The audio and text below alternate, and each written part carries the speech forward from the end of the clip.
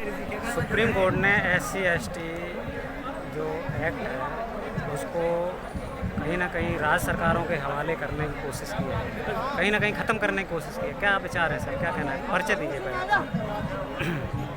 वैसे ये माननीय उच्च न्यायालय जी का जो आदेश आया है ये गलत है, क्योंकि अगर कोई भी नियम बनाना है तो उसका संसद के पास उसका प्रावधान है और संसद में ये होना चाहिए।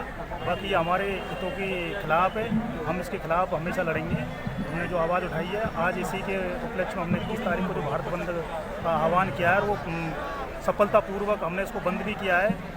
और हम नहीं चाहते कि SC/ST के रिजर्वेशन से कोई तरह की छेड़छाड़ की जाए, और रिजर्वेशन का तो कोई मतलब बनता ही नहीं है, संविधान में ऐसा कोई पौध है ही नहीं, तो ये गलत हुआ है। तो मैं अपील करता हूँ आपके चैनल के माध्यम से कि सुप्रीम कोर्ट जी इससे को वापस ले और ऐसा कोई आदेश नहीं आए और हमारे संविधान को भी 9वीं अनुसूची में शामिल। बाबा साहब ने कहा है शिक्षित रहो, संगठित रहो, संघर्ष करो।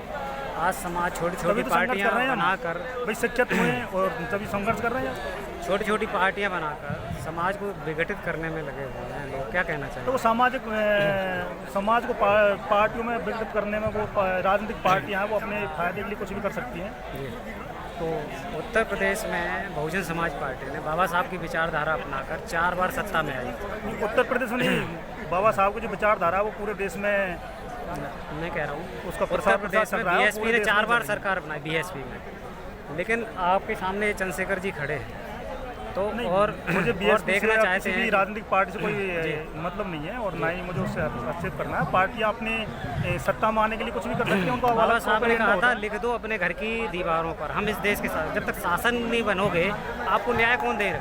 जिन्होंने हजारों वर्षों तक हम मांग कर रहे हैं, शोषण किया है, उनको सत्ता में बैठारोगे तो आपको न्याय दे देंगे। हम हमारे न्याय की मांग के लिए तो आज यहाँ जंतर मंतर के धरने पे आए हुए हैं, तो हमारे न्याय की मांग के लिए पार्टी तो बनानी पड़ेगी, सत्ता में तो जाना पड़ेगा सर।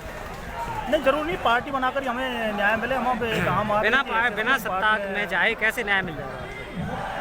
बहुत सारी राजनीतिक पार्टियां आज तक 70 वर्ष हो गए हैं कांग्रेस और BJP ने आपके समाज को जो रिजर्वेशन है वही नहीं दे पाई है, तो आगे न्याय की उम्मीद कैसे करते हैं? रिजर्वेशन तो खैर दिया हुआ है संविधान में जो है, तो दिया हुआ है, उस हिसाब से नौकरियां नहीं दी पाई हैं। आज आपको लगता है देश में कितने % जो SC/ST की नौकरियां हैं?